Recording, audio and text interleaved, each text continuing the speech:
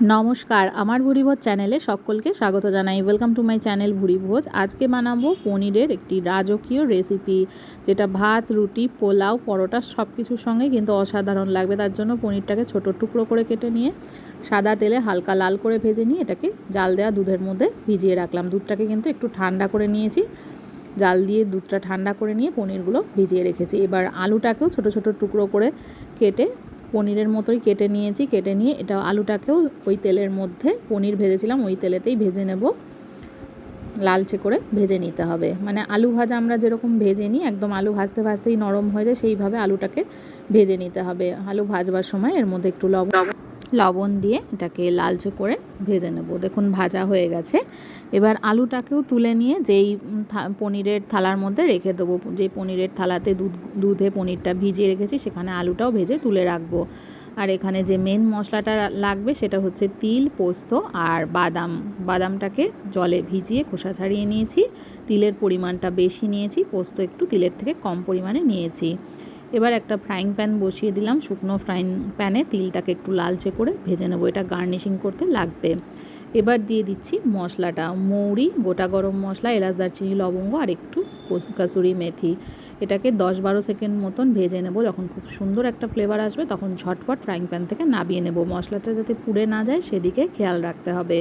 এবার ফ্রাইং প্যানে দিয়ে দিচ্ছি সাদা তেলটাকে একটু গরম করে নিলাম। গরম করে এর মধ্যে হিং দিয়ে দিলাম। হিং দিয়ে নিরামিষ রান্নায় কিন্তু দারুণ একটা ফ্লেভার আসে। তেলের ওপরে সামান্য একটু হিংটাকে হালকা ভেজে নিয়ে এবার আদা বাটা দিয়ে দিচ্ছি। মিক্সিতে একটু ভালো করে আদাটাকে পেস্ট করে নিয়েছি, একটু বেশি পরিমাণে জল দিয়ে। আর দিয়ে দিচ্ছি এর মধ্যে 3-4টে চেরা কাঁচা লঙ্কা। আদাটাকে একটু ভাজা ভাজা করে নেব বা কষিয়ে নেব। আদাটা একটু ভাজা ভাজা হয়ে আসলে তিল, পোস্ত আর বাদামের পেস্টটা দিয়ে দেবো। তিল, পোস্ত, বাদামের এই যে পেস্টটা আমি তৈরি করেছি সেটা কিন্তু দুধ দিয়ে তৈরি করেছি পেস্টটা। আর দুধ দিয়ে করলে কিন্তু দারুণ একটা ক্রিমি টেক্সচার আসে, খেতে দারুণ হয় গ্রেভিটা। এবার এর মধ্যে দিয়ে দিলাম স্বাদ মতন একটু লবণটাকে মিক্স করে নিচ্ছি। আঁচটা কমিয়ে রাখবো। আর দিয়ে দিলাম একটু চিনিটাকেও ভালো করে মিক্স করে নিয়ে আঁচটা কমিয়ে একটু ফুটিয়ে নেব। এবার দিয়ে দিচ্ছি এর মধ্যে দুধে ভেজানো পনির আর আলুটা দেওয়ার পরে দুধটাও কিন্তু ঢেলে এর মধ্যে দিয়ে দেবো। গ্রেভিটা দারুণ টেস্টি হয় এইভাবে রান্না করলে।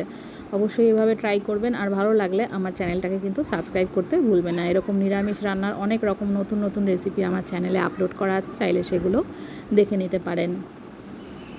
এবার দুধটা ঢেলে দিয়েছি। এবার এই দুধটা একটু গ্রেভিটা একটু ঘন করে নেব।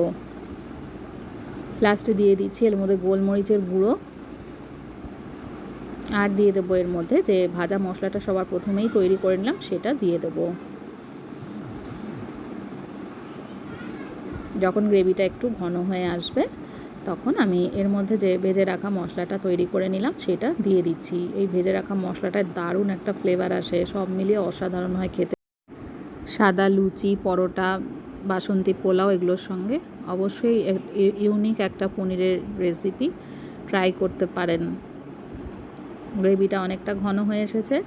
এবার লাস্টে যেটা বলেছিলাম তিলটা ভেজে রেখেছিলাম সেইটা দিয়ে দিলাম। এবং যখন এটা বলে সার্ভ করব তখনও কিন্তু এই ভাজা তিলটা ওপর দিয়ে ছড়িয়ে দেবো, তাতে করে দারুণ একটা ফ্লেভার আসে। আমি এবার এটা সার্ভ করে দিচ্ছি।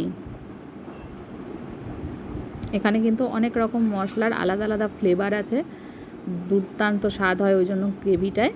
ফ্রায়েড রাইসের সঙ্গেও কিন্তু দারুণ লাগে। ওপর দিয়ে তিল ছড়িয়ে এইভাবে পরিবেশন করব।